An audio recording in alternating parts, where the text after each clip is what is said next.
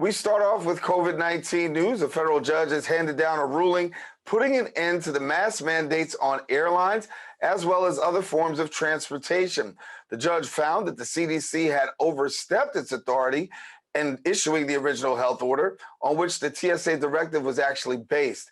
Now, the ruling gives entities room to keep their mask rules in place, and masks are still being required on all MTA buses and trains, PATH trains, and taxis within the 5 boroughs. The Port Authority of New York and New Jersey officials announced they followed the state's guidance, which means LaGuardia and JFK airports, in addition to several other hubs, will continue to require masks. Now, the Biden administration stated it will only appeal the mask mandate ruling if the CDC believe that it's still needed.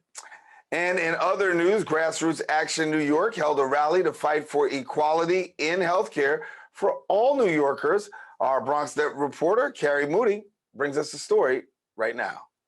What do we want? Healthcare. When do we want it? Now.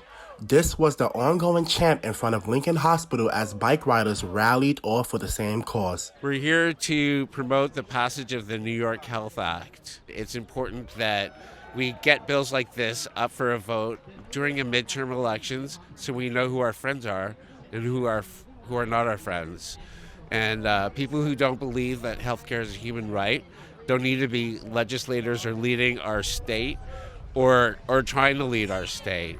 It doesn't make any sense to me that if you ask somebody who's running for office if they believe that healthcare is a human right and they say no, it just doesn't compute. The purpose of this rally is to fight for all citizens of New York City to have equality when it comes to health insurance. We need to make it equal. Everybody has the same insurance. Everybody has the same access to every doctor, every clinic, every nurse, every practitioner, and that will equalize the situation for us in healthcare. One network, you, me, the governor, we all have the same card. That's what the New York Health Act promises. Pastor Tabitha says that healthcare is not just a privilege to have, but it's a human right. I believe that healthcare is a human right. I think that it is, it is God's destiny for all people to thrive, for humanity to thrive, for people to have access to the things that they need.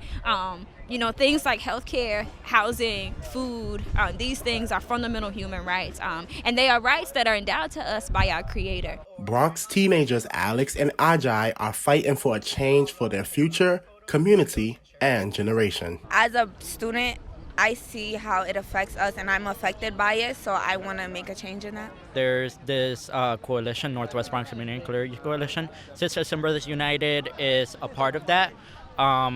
We've been focusing more on the decriminalization of black and brown youth, which starts with getting rid of metal detectors and cops, but it also means giving us access to mental health professionals, also if a trans individual needs to transition, giving them the resources they need. To join the battle for the New York Health Act, you can visit their Instagram page at Northwest Bronx or look up #PassNYHealth.